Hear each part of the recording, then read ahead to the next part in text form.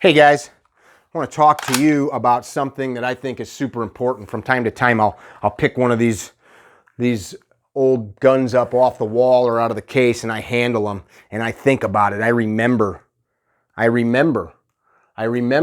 that young men stormed beaches, through snowy fields, jumped out of airplanes without all the cool gear we have now, with wood-stocked steel, and went to war to preserve and protect our way of life, liberty.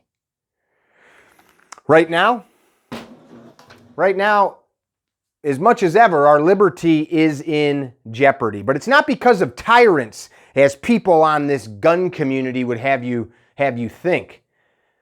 It's not because of tyrants, it's because of fellow Americans being filled with fear. Fellow Americans being filled with the idea that there is no other way than to ban these guns that we use. You know whose fault that is? It's ours. See, the criminals are always going to be there. We know that. I'm not going to waste the energy. I'm not going to spend a second on it. We know that they're always going to be there.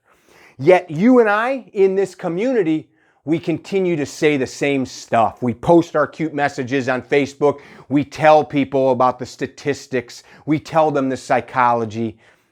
We need to disconnect from mass media. I'm going to put a challenge out in this video. This is a challenge that's going to maybe alienate me from some people, but I don't care, because in the end, I judge men by their deeds. I judge men by what they put into the world, not just what they say. It's not about what you can get. It's what you can give. What can you do? And that's what this challenge is going to be about. So we've got a lot of people in this community that have influence of some sort. People pay attention. Maybe it's because of the gear they shoot. Maybe it's the trucks they drive. Maybe it's the boobies. Just saying.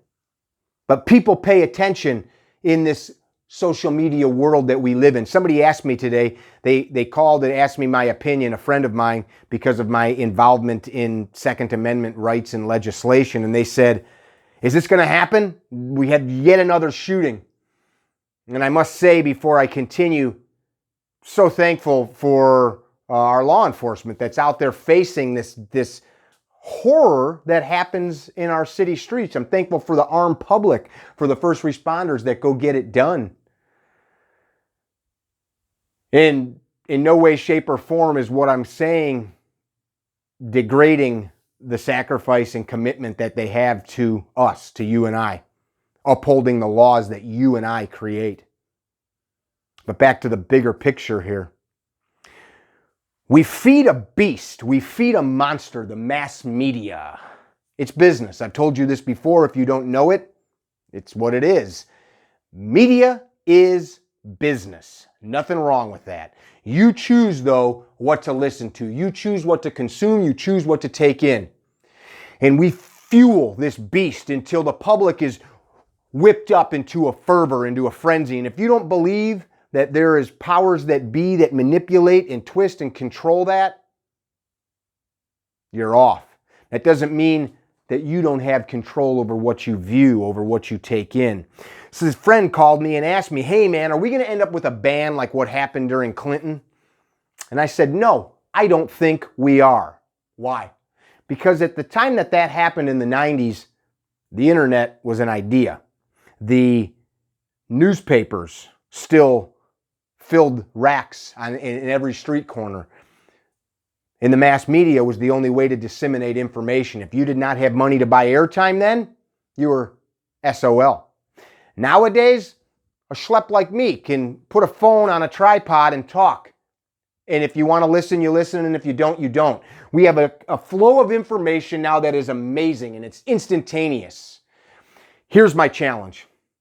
You dudes out there that profess to be protectors of freedom, you dudes out there that keep talking about civil war, you dudes out there that keep talking about the sheeple, that keep talking about how America is falling, those of you that are out there that keep talking about how they are going to take our guns away, here's my challenge to you. Change your narrative. How about instead start to look at the positives that we have. Tell me what you're grateful for. Tell me what you're grateful for. Tell me what you are willing to do to change the hearts of and minds of men to stop this slow erosion of liberty. Now, we know guns and weapons are not the problem. It's what's here. We just saw the shooting in Philadelphia. That man was a felon, wasn't supposed to own guns. Clearly, the law was in place.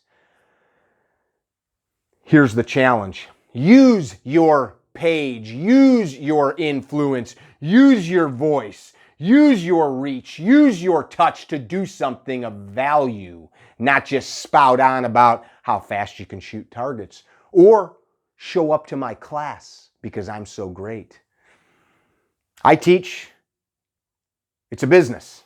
But first and foremost, I am appreciative that I live in a place that protects my right to do that. First and foremost, I must protect the right to do that. And we have a lot of short-sighted people here. Some of them are my friends, and I'm calling them out right now. And I don't care. If they don't like it, unfollow me. This is a we the people problem. We the people decide. We the people.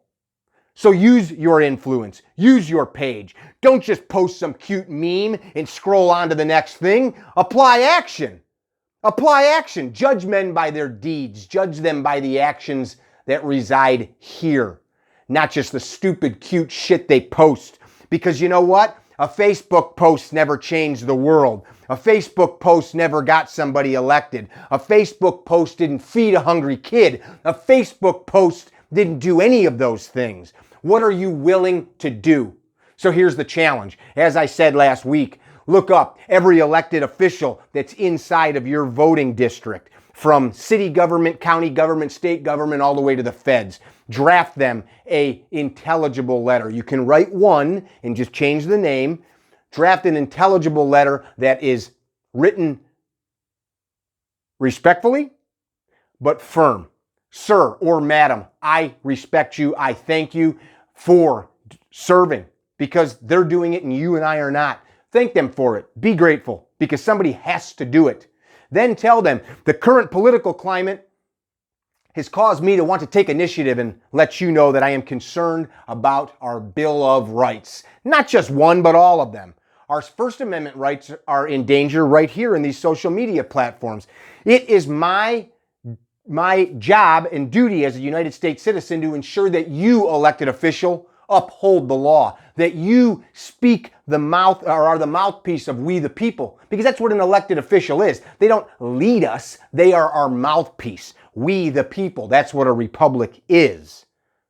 Let them know that you want them to continue to uphold their oath of office. Remind them that you are watching. Remind them that you will do everything within your power, which is much, because you are an American citizen and you can move mountains with your words and with your actions. Remind them of that, and that you will be paying attention, and that you will peacefully and respectfully, if needed, remove them from office and insert somebody who will get the job done. If they're getting the job done, thank them, support them, tell people to continue to vote for them.